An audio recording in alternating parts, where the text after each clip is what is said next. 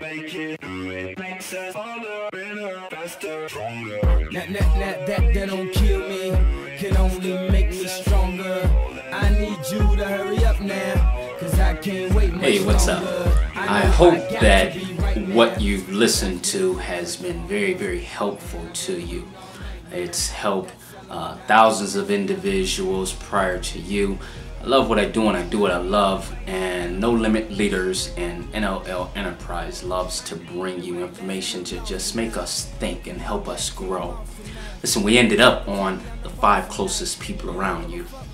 You'd be amazed as far as who we circle ourselves with, because we never think about embracing individuals that are encouraging to us. We kind of end up with who we end up with due to where we live, the neighborhoods, our family members, but we never really think about the direction that we're going into and who we purposely place in our circle. So that information, I hope that was taken very, very seriously.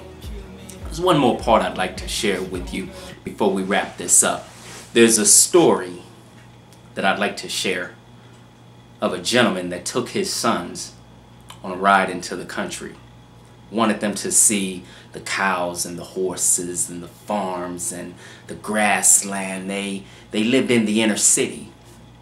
So when the father took his 2 sons, one 10, one about 7, he took his sons on this ride to let them see Mother Earth. So as they were taking their ride and their journey through this land, they caught a flat. So when the car caught a flat, the father took the 2 sons out and placed them on the side of the road and began to change the flat. He jacked the car up, and as he jacked the car up, he noticed that there was a branch stuck up under the car. So he laid down up under the car and he reached up under there and he grabbed the branch out from under the car. And when he snatched the branch out from under, the jack collapsed. When the jack collapsed, the car landed on his chest and began to suffocate and kill him. The 10-year-old and the 7-year-old began to scream, "Help! Help! Help my dad! Help my dad!" And no one was around. They were in this vast land. No one was around. So the 10-year-old, screaming help, immediately told his little brother, "Listen, we have to save Dad's life. He's dying. I'm going to pick up the car and you go around to the side and you pull Dad out from under that car." So the 7-year-old looked at his father and looked at his brother and he said, "Well, let's do it. Let's do it." So the 10-year-old went to the back of the car and he began to pick it up. He began to pick the car up. 7-year-old went around to the side of the car and he began to grab Dad's ankles and he snatched Dad out from under that car. As soon as he snatched Dad out from under that car, the ambulance, the fire department, the police department got there. When they got there, they asked the 2 little boys what happened.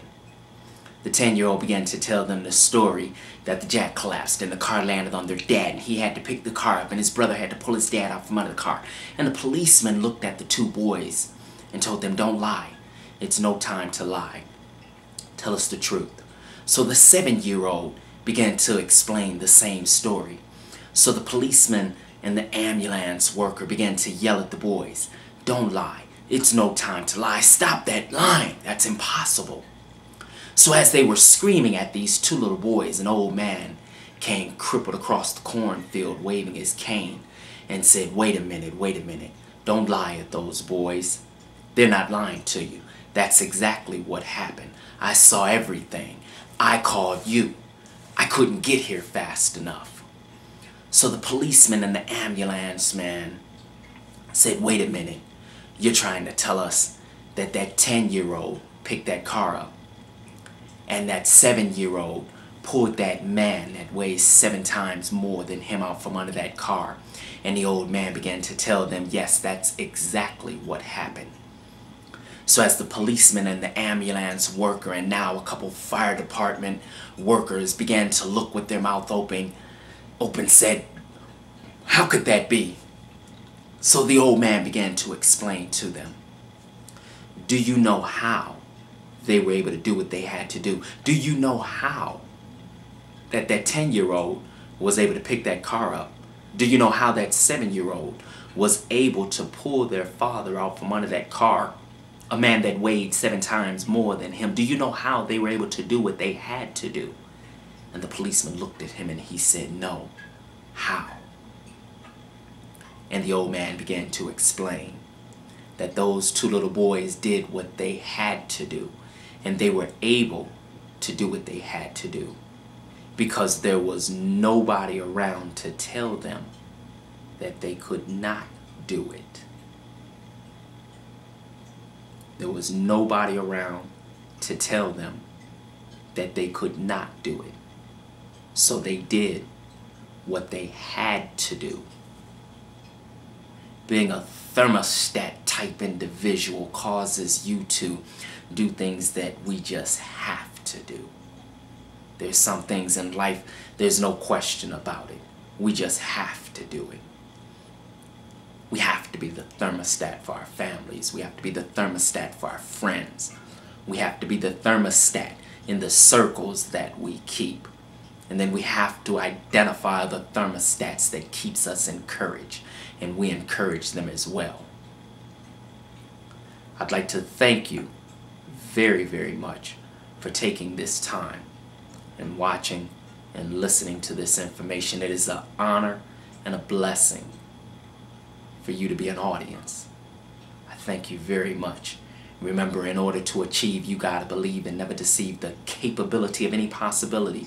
For versatility is the best ability. It's not to change who you are, but to add on who you want to become.